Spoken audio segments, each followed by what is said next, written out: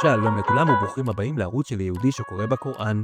אם אפשר לתאר את אסלאם בתמונה אחת, זו התמונה הזו. מוסלמים מתפללים על הר הבית, תוך שהם מפנים את גבם לקודש הקודשים. המלחמה הקדושה של אסלאם נגדנו מרוכזת במקום הזה. המוג'הידים מוכנים להרוג ולהרג בשביל להיות הבעלים הבלעדיים של הר הבית. וכל זה בשביל מה?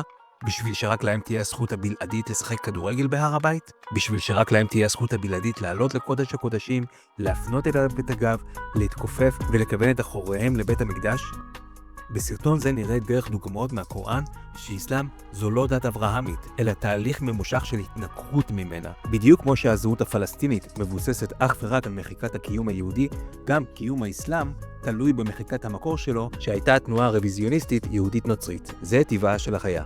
וכפי שאדגים בסרטון זה, הרבה פעמים הדוקטורינה האסלאמית סותרת את המסר בקוראן שיש לו מאפיינים יהודיים. נתחיל בסיפור של אסלאם עצמו. לכולנו מספרים היה אדם בשם מוחמד שגדל כילד יתום, ובקרותו הוא התחתן עם אשת עסקים והפך לסוחר. הם גרו בעיר סחר פגנית בשם מכה, שבמרכזה היה מקדש שנבנה על ידי אברהם אבינו למען האל האחד. עם השנים מכה הפכה לעיר פגנית והמקדש הוקדש לאל עמלקי, ששמו היה הובל, ולעוד 360 פסלים אחרים. בשנת 610 אותו סוחר אנאלפבית נכנס למערה חשוכה וקיבל שם את ההתגלות הראשונה שלו מעלה דרך המלאך גבריאל. אללה נתן למוחמד הוראה לצאת ולהפיץ את המסר המונותאיזם לאותם עובדי אלילים בעיר מכה, ואם אין לו ברירה, להילחם בהם ולטהר את מקדשו מעבודה זרה. עד כאן הסיפור הרקע של אסלאם. ועכשיו הטוויסט.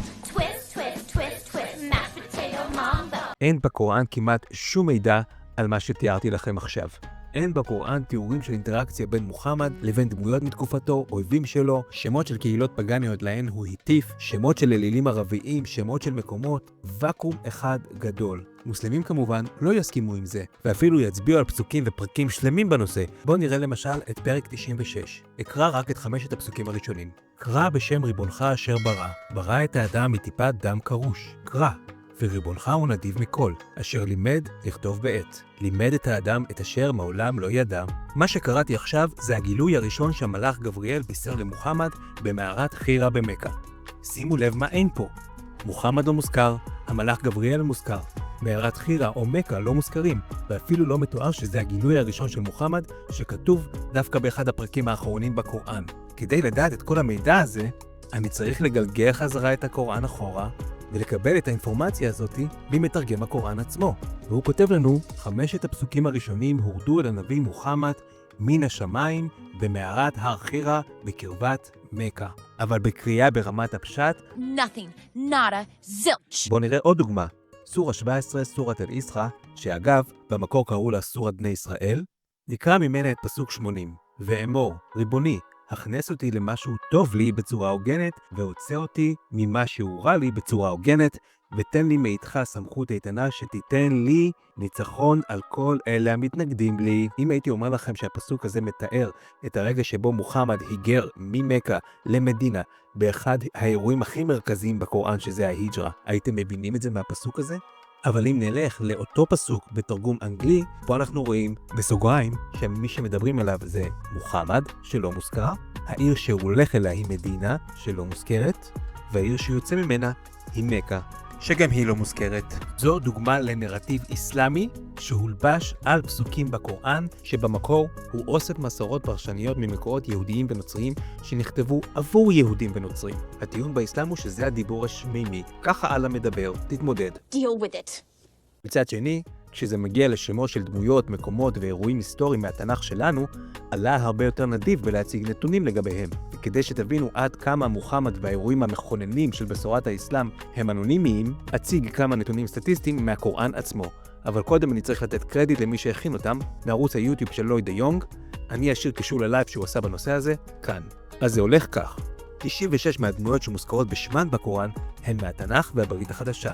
לעומת זאת, דמויות שייחודיות רק לקוראן, רק 4%. הדמות הקדושה שהכי מוזכרת בקוראן היא ישו, 21%. אחריו משה רבנו, 18%. 61% של שאר הדמויות גם הן מהתנ"ך שלנו. וכמה פעמים מוחמד מוזכר בספר של עצמו? פחות מ1%. כשקוראים את הקוראן ברמת הפשט, בלי הנרטיב האסלאמי שהולבש עליו, נגלה בפנינו ספר שכמעט כולו פרשנות לדת משה ולדתו היהודית של ישו. לעומת זאת, הסיפור על מוחמד ובשורת המונותאיזם לשבטי הערב הפגאנים אמורפי ומוסתר, ולכן זה יוצר בנו בלבול שאנחנו אפילו לא מודעים אליו. כי בקריאה עם משקפיים יהודיות, אנחנו מגלים קוראן שסך הכל די מתכתב עם עקרונות יהודיים. על אחת כמה שגם בתקשורת אנחנו נחשפים למוסלמים ציונים שאפילו הם מסתמכים על הקוראן כהצדקה להכרה ושלום עם ישראל. The understanding of Jews in Islam is extremely different from the understanding of Jews by Muslims on the ground today. Really? Yes. God says in the Holy Quran, for example, chapter 5, verse 20 onwards, children of Israel, enter the Holy Land. God has written for you. The Holy Land, you know Israel's borders today, they are part of what is the Holy Land. And so God designated this entire region of Judea for the Jewish people. For Moses, my prophet and your prophet, Moses. And Hamas wants to steal that from Moses. To steal from Moses is an entirely different conversation with an entirely different defense. Because the number one defender for that is God himself. That's why you're always losing the wars. Because you're simply saying Judea belongs to Muslims. And Muslims, we have nothing to do with Judea. אני לא מנסה פה לערער על הכנות שלו, וכל מה שהוא אומר בסרטון נכון, אבל זה לא הנכון היחיד. אנחנו טועים לחשוב שאם זה בקוראן, אז כנראה בזה מוסלמים מאמינים. לעומת זאת, האויבים שלנו, הם עשו פוליטיזציה של אסלאם. הם לא מוסלמים אמיתיים, הם אסלאמיסטים, והבלבול הזה מסרס אותנו. כדי להבין את הסתירה בין הדוקטורינה של אסלאם לבין הקוראן, אעבור על כמה דוגמאות. נתחיל בפופולרי מכולם, ארץ ישראל לעם ישראל. עשיתי על זה סרטון שלם שאניח לו קישור כאן, אבל עכשיו אני אתן עוד דוגמה שלא הזכרתי בסרטון השני. סורה 7, סורת אל-עראף. בקטע הזה של הספר מתואר מכות מצרים וקריאת ים סוף, ואז אנחנו מגיעים לפסוק 137. אחר כך הורשנו לעם שהיה משועבד את מזרחה ומערבה של הארץ, אשר ברכנו, והתקיימה במלואה הבטחתו של ריבונך לבני ישראל, אשר חיכו בסבלנות, עד שהרסנו את כל מה שבנה וזרע פרעה והאנשים שלו. בקריאת הפשט של הפסוק, די ברור שמדובר בסיפור יציאת מצרים. המילה הורשנו מתייחס לארץ שירשנו מעמי כנען. מזרחה ומערבה של הארץ זה שני עברי הירדן שכבש יהושע בן נון, והתקיימה הבטחתו של הבורא לבני ישראל מתייחס להבטחה של השם לאברהם אבינו. אם ככה, למה מאות מיליוני מוסלמים בכל העולם כל כך מושקעים בהשמדת ההבטחה מעלה לבני ישראל כפי שכתובה בקוראן שלהם? מה, הם כולם אסלאמיסטים? התשובה היא לא, הם לא אסלאמיסטים. אסלאם וקוראן זה שני דברים שונים. לנו כיהודים סיפור הארץ המובטחת קופץ לנו מהפסוק הזה בקוראן, כי לנו יש את הבקסטורי, שזה האירוע שמתואר בתורה עצמה. ולא רק אנחנו מבינים כך, גם אותם יהודים ונוצרים מימי הביניים שפסוק זה נכתב עבורם, ידעו על האירוע מהתורה עצמה.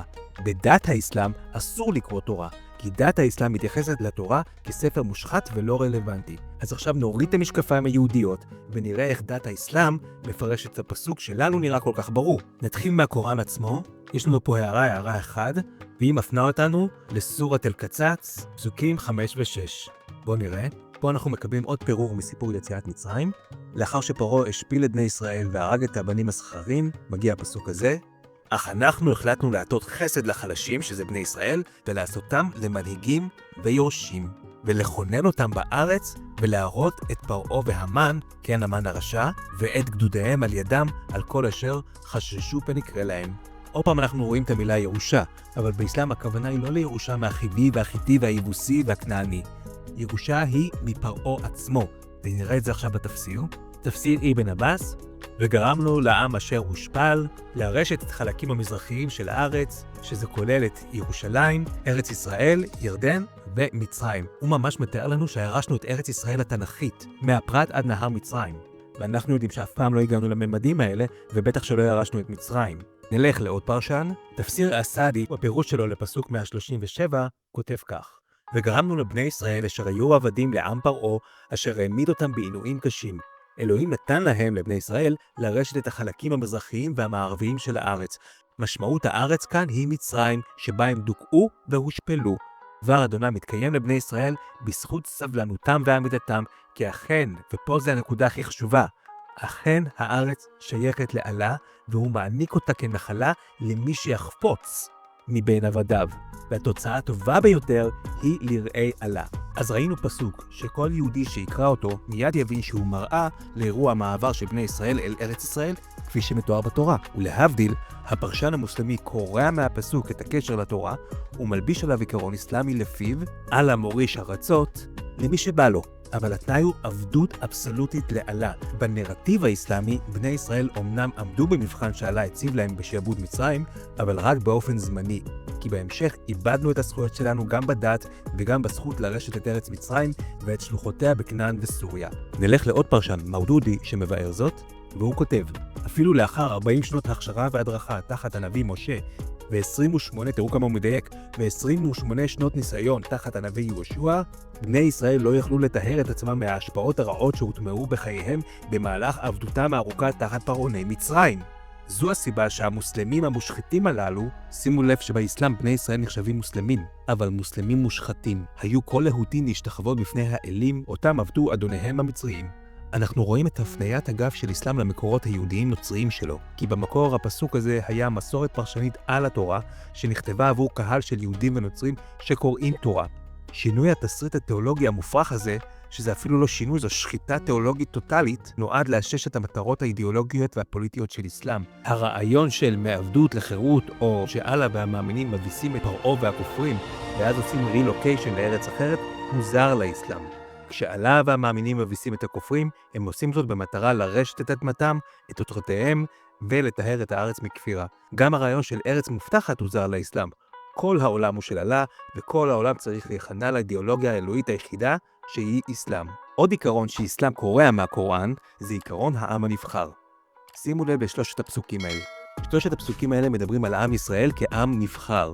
אנחנו כיהודים קוראים אותם, ישר מבינים את הקונטקסט היהודי שלהם, אבל תשימו לב מה קורה כשאני מסיר את מה שמוסתר עכשיו במסך. סורת אל-בקרה, פסוק 47, הוי בני ישראל, זכרו את החסד שהענקתי לכם, אשר בחרתי בכם מכל העמים. אין יותר ברור מזה, אבל עכשיו אני מסיר את הכיסוי, אנחנו רואים הערה בסוגריים מהמתרגם המוסלמי, שלא קיימת בפסוק עצמו, והוא רושם להפיץ את הדת שלי בין שאר העמים.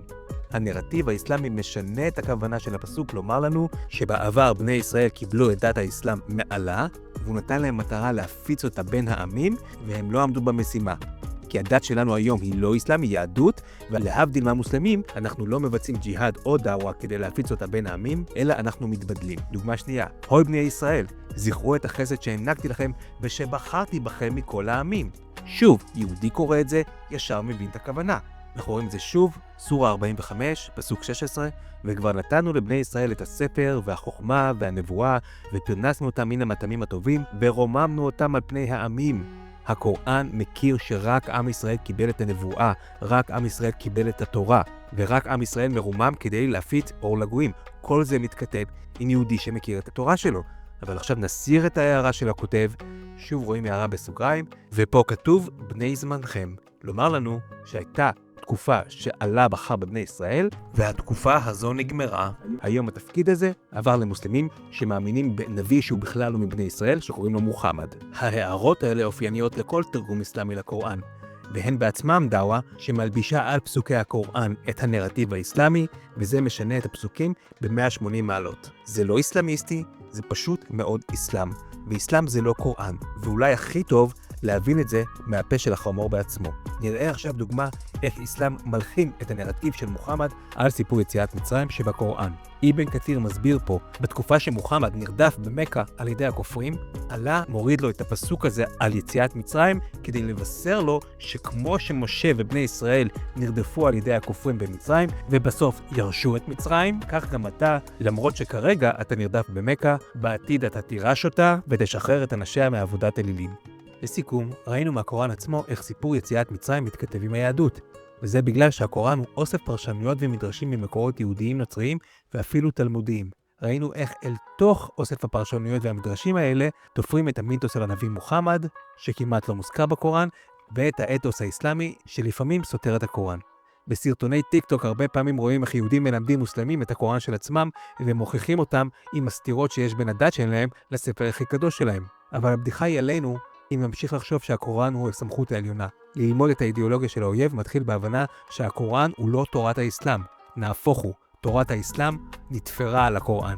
ובחלק הבא אציג עוד דוגמאות לסתירות האלה בין קוראן לאסלאם. אז תודה שצפיתם בערוץ יהודי קורא קוראן, שתפו, עשו לייק, תקדמו את הסרטונים האלה, ונתראה בסרטון הבא. Palestine or Israel? I've read Al-Quran, Israel, of course.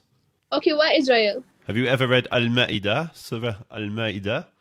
Yes. So this is Moses speaking to Bani Israel, and he says, O my people, enter the Holy Land that Allah subhanahu wa ta'ala has assigned to you, the Bani Israel, La Bani Palestine, Bani Israel. What? Well, you said 21, right? That's Al-Ma'idah and the 21st ayah. Okay. 21. Blessing land is Israel, which Allah has assigned you to. Who's the you in that context? Who's he speaking to? Moses is speaking to. Israel. Israel. So in that verse, is Moses saying that Allah has given the land of Israel to Palestine or Israel?